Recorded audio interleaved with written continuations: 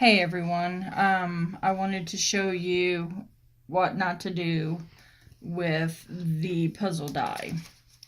I spent quite a while doing this design because I had it in my mind I was going to have the perfect puzzle. So I used 110-pound cardstock, glued it to chipboard that has about this, can you get that thickness? Not very thick whatsoever. Thought, hey, perfect, that'll work together. Ran it through with the shim, and as you can tell, it double cut on itself, and it did not go all the way through. I do not have any desire to try to cut this out by hand. Not going to happen. So this was a what not to do.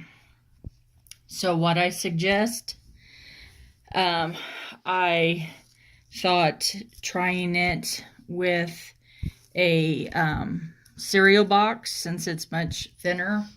Get these two back out and show you how thin they are compared to one another. They're pretty close to the same thickness. This is a lot thicker fill than this one. You can bend this pretty good. So I thought it would go through without a hitch. First pass did not yield success with a metal shim.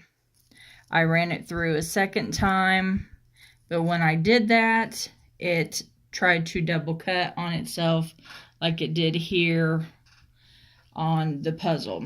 So I got pieces that where it double cut on itself is literally, you got to break it off.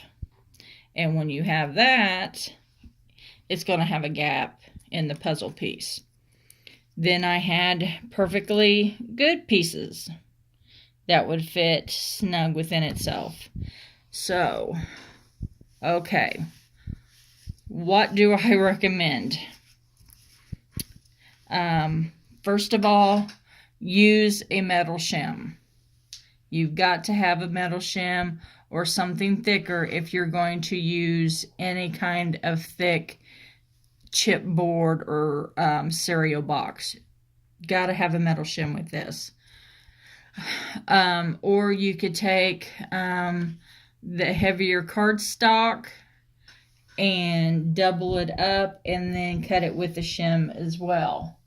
What I would highly recommend doing, even though I had it on a magnetic plate and it held itself down, tape it down to your product of choice, whether it's paper or chipboard, because it, even though it kind of catches in the grooves, mine were, even though I thought it was seated properly in that, it was not.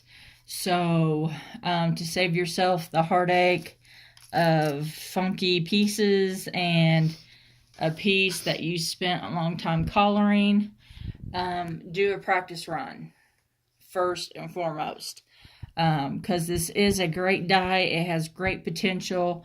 It's getting to know the product. You can tell what I have actually done. What I've done, I've actually wore away some of the pink coating from the metal shim plate. So you don't want to damage your dies from not taking the time to figure out what's going to be the best product and save yourself a lot of heartache on something like this. So hopefully you found this helpful.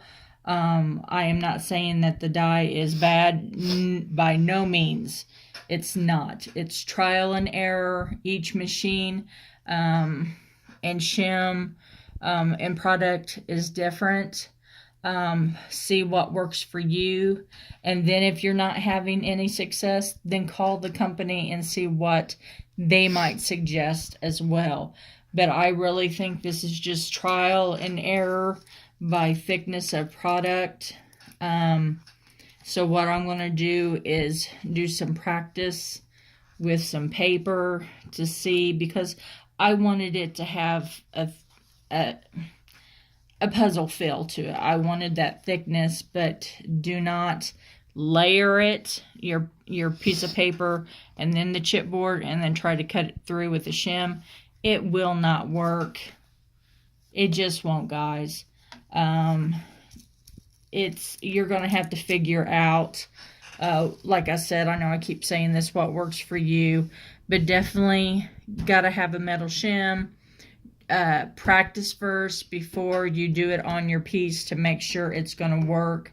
If you have to do the pieces separately and then glue them separately, or I'm not sure, because like I said, I wanted to get this up right away to let you guys know what not to do.